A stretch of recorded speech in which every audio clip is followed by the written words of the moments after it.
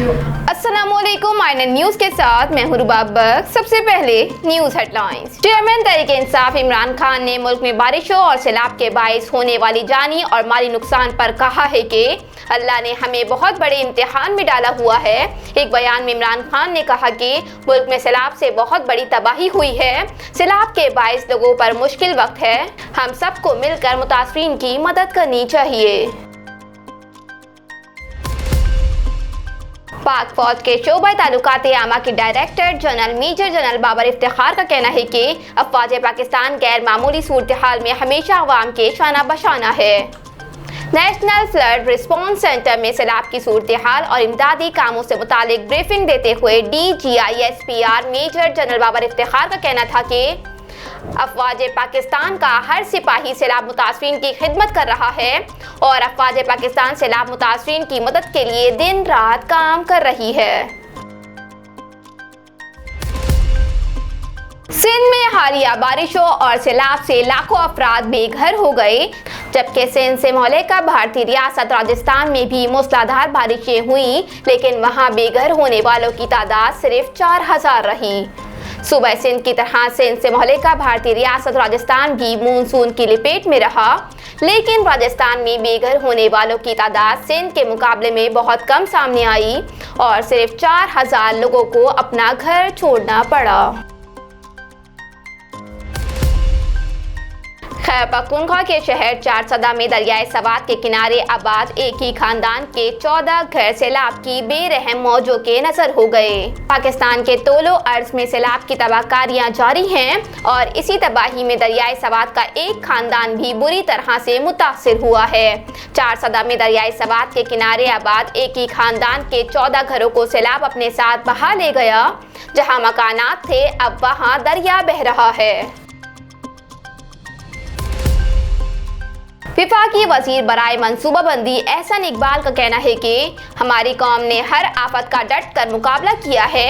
आम हालात से 500% जायद बारिशों से खौफनाक सैलाब आया, जिससे 10 लाख से जायद घरों को नुकसान पहुंचा।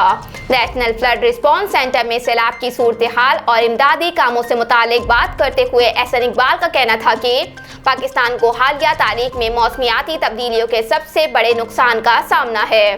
तरक्की याफ्ता ममालिक भी कुदरती आफात के सामने बेबस नजर आते हैं। सैलाब से मुतासिर होने वाली सड़कों की बहाली का काम जारी है। रोजनामा मेरा मुल्क कराची, लाहौर, सरगोदा, इस्लामाबाद से बैक वक्त शाये होने वाला बड़ा अखबार पाकिस्तान के तमाम छोटे बड़े शहरों और तमाम न्यूज़पेपर स्टॉल पर दस्तयाब।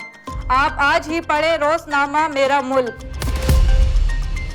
बेरहम सैलाबी रेलों के बाइस रहीम यार खान की 80 साला किंदन माई और उनकी बीमार पोती अपने प्यारों से बिछड़ गईं। मुल्क में बारिशों और सैलाब ने बहुत से लोगों को अपने प्यारों से जुदा कर दिया। ऐसा ही वाकया रहीम यार खान में भी पेश आया, जहां 80 साला किंदन माई और उनकी पोती सैलाब की वजह से खानदान के दीगर अफराद से बिछड़ गईं।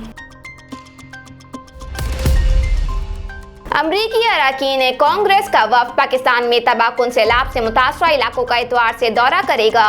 ये किसी भी मुल्क के पहले अरकान कांग्रेस हैं जो इस दौरे पर पहुंच रहे हैं। ये वफ्द अमरीकी कांग्रेस में पाकिस्तानी काकस की chairperson Congress women Shaila Jackson, congressman all green और रुकन कांग्रेस टॉम सवाजी पर मुश्तमिल है। 2 रोजा दौरे में ये तीनों अरकान कांग्रेस सिंध में सैलाब से मुतासिर मुख्तलिफ इलाकों में जाएंगे।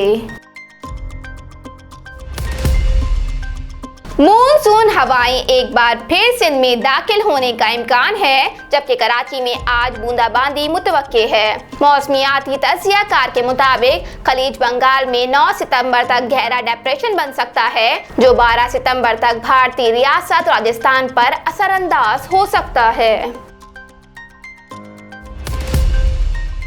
एशिया कप के ग्रुप मरहले के बाद सुपर 4 मरहले में भी पाकिस्तान और भारत की टीमें एक दूसरे के मद्दे मुकाबिल होंगी। एशिया कप के ग्रुप मैच में भारत ने दिलचस्प मुकाबले के बाद पाकिस्तान को 5 विकेटों से शिकस्त दी थी। ताहम अब दोनों टीमें सुपर 4 मरहले के लिए क्वालिफाई कर चुकी हैं और दोनों टीमें कल बरोज इतवार एक बार फिर दुबई में आमने सामने होंगी। पाकिस्तान की नामवर मॉडल, अदाकारा और मेकअप आर्टिस्ट नादिया हुसैन का कहना है कि सैलाब मुतासरीन की मदद मुकाबला समझकर नहीं करनी चाहिए। इंस्टाग्राम पर जारी मुख्तसर वीडियो पैगाम में नादिया हुसैन ने कहा कि सैलाब मुतासरीन के लिए बहुत से लोग बहुत सा काम कर रहे हैं। मुख्तलिफ तंजीमें लोगों की जानिब से अतिया किया गया सामान मुतासरीन तक पहुँचा रही हैं। अस्सलाम वालेकुम, मैं हूं नादिया हुसैन। सैलाब मुतासरीन के लिए बहुत सारे लोग बहुत सा काम कर रहे हैं। हर कोई अपनी हैसियत और अपनी काबिलियत के मुताबिक काम कर रहा है। जो ऑर्गेनाइजेशंस हैं वो आप लोगों की डोनेशंस और आप लोगों के दिए गए जो आइटम्स हैं, चाहे वो राशन के आइटम्स हैं, कपड़े हैं, जो भी चीज़ें हैं, वो उनके ज़रिए काम कर रहे हैं। मेरा एक ट्रूली ये मानना है कि चैरिटी बिगिंस एट होम। मेरे अपने घर के जितने भी मुलाजिम हैं उन सब का ताल्लुक सिंध से है और वो डायरेक्टली अफेक्ट हुए हैं इस फ्लड से। तो मैं इस वजह से ये वीडियो बना रही हूँ क्योंकि बहुत से लोगों ने मुझसे भी पूछा कि आपने क्या किया है।